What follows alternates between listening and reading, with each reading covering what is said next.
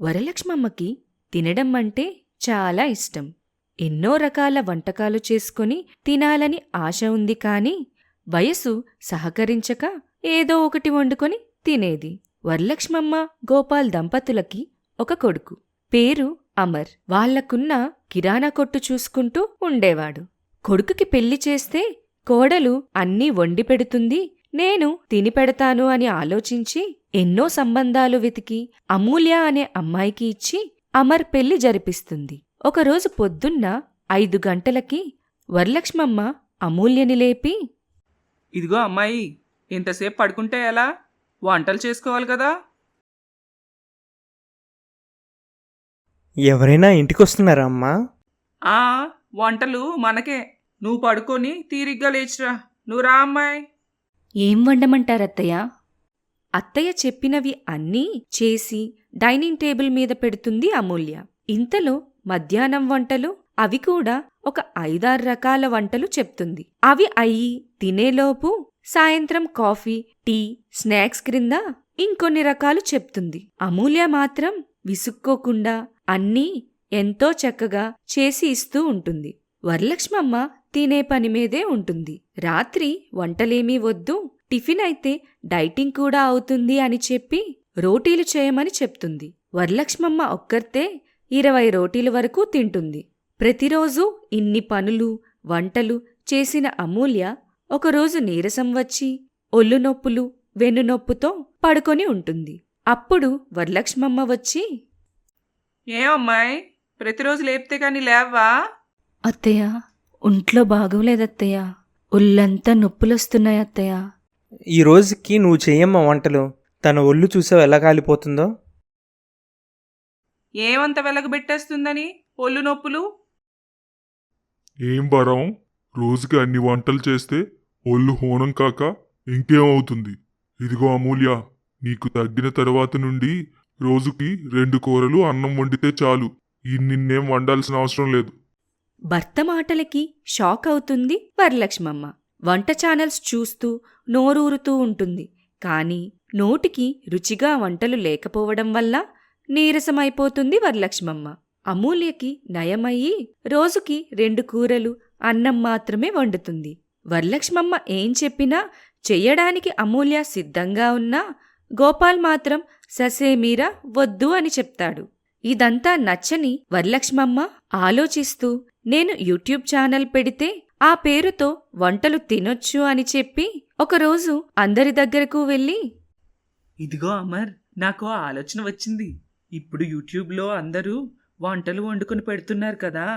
నేను అమూల్య ఖాళీగా ఉండే కన్నా రోజుకో వంట వండి యూట్యూబ్లో పెడితే మాకు డబ్బులొస్తాయి కదా.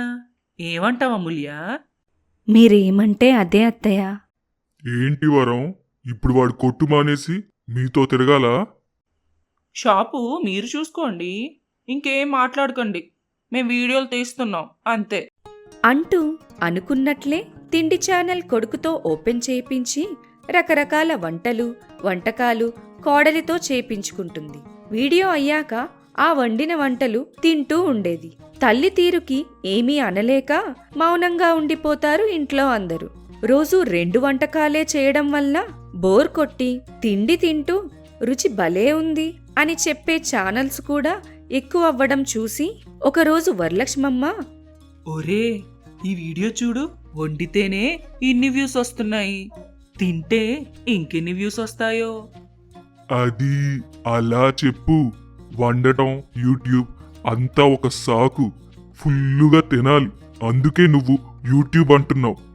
మీరెప్పుడు ఇలానే మాట్లాడతారు.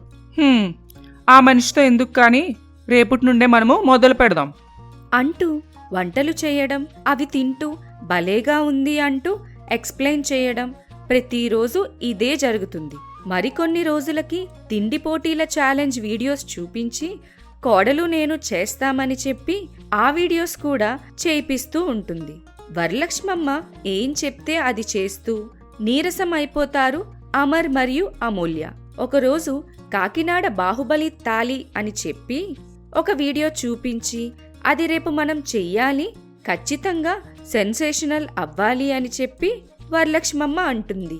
దానికి కూడా సరే అని చెప్తారు.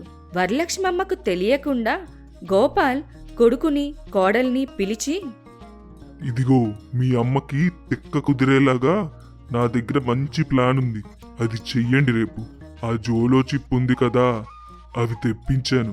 ఒక 10 ప్యాకెట్లు ఆమె తినే వంటల్లో వేసేయండి.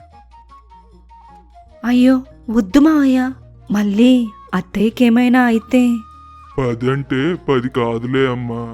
దానికి బుద్ధి వచ్చేలాగా ఘాటుగా చెయ్యండి. నేను చెప్పింది చెయ్యండి. అప్పుడు గాని దానికి తిక్క కుదరదు, బుద్ధి రాదు. అంటూ జోలో చిప్స్ అత్తయ్య తినే తాళీలో కలుపుతుంది Amulya. Chicken biryani, mutton biryani, fish fry, aloo korma, bajji, పునుగులు, గులాబ్ జామున్, జిలేబీలు, ఇలా ఎన్నో రకాల వంటకాలు కలిపి బాహుబలి తాళీని ప్రిపేర్ చేసి అత్తాకోడళ్లు కూర్చొని తినడం మొదలు పెడతారు. స్వీట్స్ కూడా కారంగా ఉండడం వల్ల వరలక్ష్మమ్మకు నాలుక మండిపోతూ ఉంటుంది. వీడియో లైవ్ అవుతుండగానే అటూ ఇటూ నీళ్ల కోసం తిరుగుతూ ఉంటుంది. లైవ్ కావడం వల్ల ఛానల్ చాలా ఫేమస్ అవుతుంది. కానీ వరలక్ష్మమ్మ మాత్రం హాస్పిటల్లో జాయిన్ అవుతుంది. డాక్టర్ వరలక్ష్మమ్మని తిడుతూ ఉంటారు. ఆ దెబ్బకి తిండి తగ్గించి ఆరోగ్యం మీద శ్రద్ధ చూపుతుంది వరలక్ష్మమ్మ. ఆ విధంగా బాహుబలి తాళి ఛాలెంజ్ అత్తలో కొత్త మార్పుని తీసుకొస్తుంది. మరి చూస్తున్న మీలో ఎంతమందికి ఫుడ్ ఛాలెంజ్ అంటే ఇష్టమో కమెంట్ సెక్షన్లో మాతో పంచుకోండి. సరికొత్త కథతో మళ్ళీ కలుసుకుందాం.